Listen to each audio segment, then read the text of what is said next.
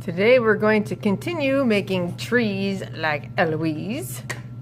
And so you're going to get your paper back and flip it over. We're doing all the drawing on the back side. That way we do not see any pencil lines. And most of Louise's trees were ovals or circles. So we will have ovals and circles to trace at every single table.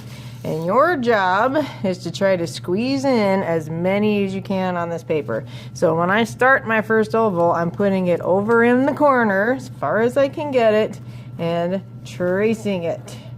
And then repeat. Get them close together. They cannot overlap. Probably shouldn't touch. Leave a little bitty space between your objects and trace.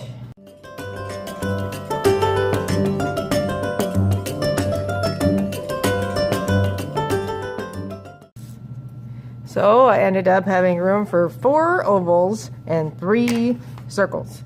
Once you're done tracing, make sure that none of them are touching or overlapping. They cannot do that. And your next mission is to cut all of these out.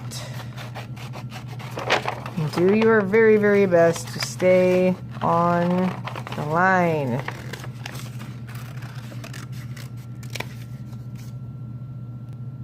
And while you are cutting these out, it would be a good idea to get one cut and set it on or in your art box before you work on the others. That way you don't accidentally mix all of yours up with someone else's, because they're all going to look a little bit alike.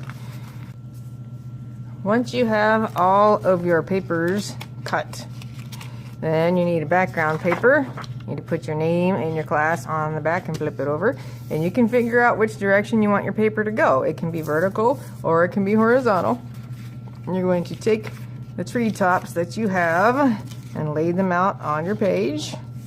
And you decide how you want them on here. It is okay for them to touch a little. That's called overlapping. Or it could be yours don't touch at all. That's all right. Figure out how you want them to be on your page. And then we're going to get out our good friend Elmer's glue to make sure they stay on. If you're using a bottle like this, make sure you twist the top, check the end for dried glue before you holler that it's not working. Also, glue is really thick. It takes time to drip down to the end, so you may have to turn it upside down and shake it. And then we just do a little bit around the edges and press onto your page. If you got a bottle like this, I take the cap. There shouldn't be anything dried on the end, but you can check anyway.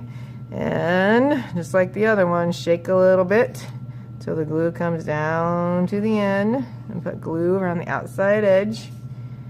Flatten it down and repeat. Now that all my trees are glued, this is going to go on the drying rack to dry, and then we'll work on our details next time.